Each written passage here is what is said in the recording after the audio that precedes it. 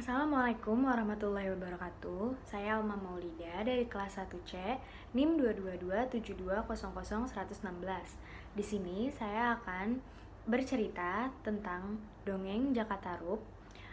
Tujuan saya membuat video ini untuk memenuhi tugas ujian akhir semester mata kuliah keterampilan berbahasa Indonesia. Pada zaman dahulu kala, hiduplah seorang janda bernama Mbok Randa. Ia tinggal seorang diri karena suaminya telah lama meninggal dunia. Suatu hari, ia mengangkat seorang anak laki-laki menjadi anaknya. Anak angkatnya diberi nama Jakatarup. Jakatarup pun beranjak dewasa. Jakatarup menjadi pemuda yang sangat tampan, gagah, dan baik hati. Ia juga memiliki kesaktian. Setiap hari, ia selalu membantu ibunya di sawah. Karena memiliki wajah yang sangat tampan, banyak gadis-gadis cantik yang ingin menjadi istrinya. Namun, ia belum mau untuk menikah. Setiap hari, ibunya menyuruh Jakatarup untuk segera menikah. Namun, lagi-lagi ia menolak permintaan ibunya.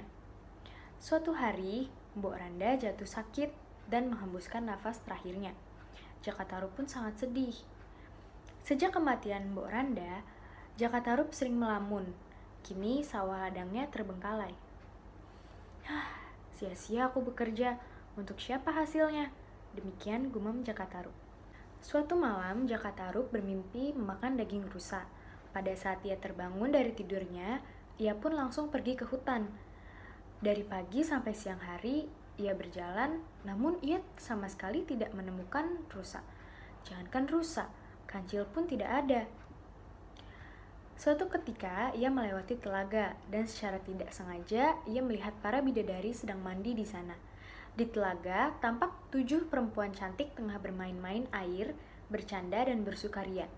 Jakatarup sangat terkejut melihat kecantikan mereka. Karena Jakatarup merasa terpikat oleh 7 bidadari itu, akhirnya ia mengambil salah satu selendangnya. Setelah para bidadari beres mandi, mereka pun berdandan dan siap-siap untuk kembali ke kayangan. Mereka kembali mengenakan selendangnya masing-masing. Namun, salah satu bidadari itu tidak menemukan selendangnya.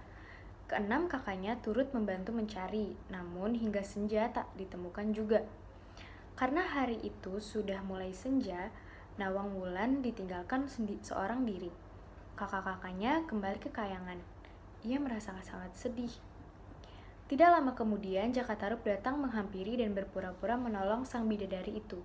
Diajaknya bidadari yang ternyata bernama Nawang Wulan itu pulang ke rumahnya. Kehadiran Nawang Wulan membuat Jakatarup kembali bersemangat. Singkat cerita, mereka pun akhirnya menikah. Keduanya hidup dengan bahagia. Mereka memiliki seorang putri cantik bernama Nawangsih. Sebelum mereka menikah, Nawang Wulan mengingatkan kepada Jakatarup untuk tidak menanyakan kebiasaan yang akan dilakukannya nanti setelahnya ia menjadi istri.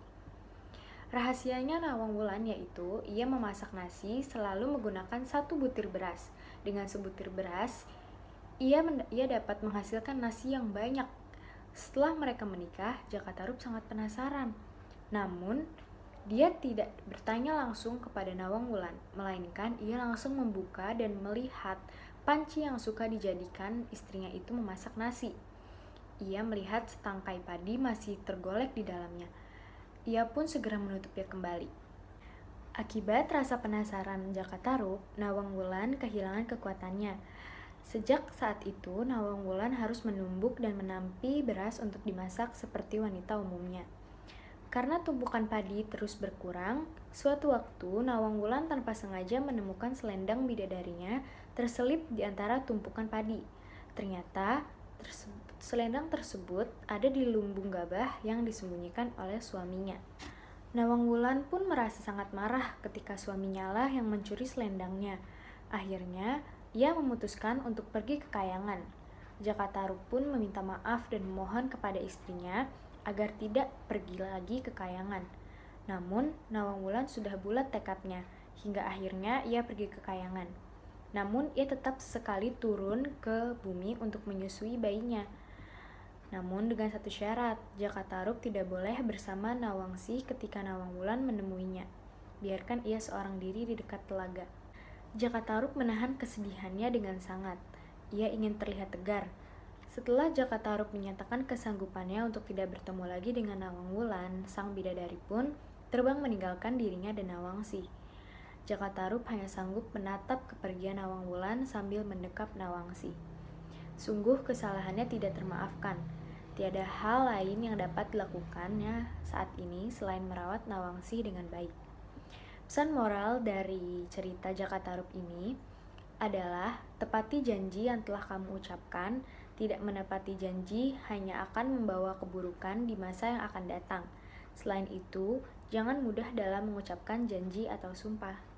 Sekian dari saya, kurang lebihnya mohon maaf. Wassalamualaikum warahmatullahi wabarakatuh.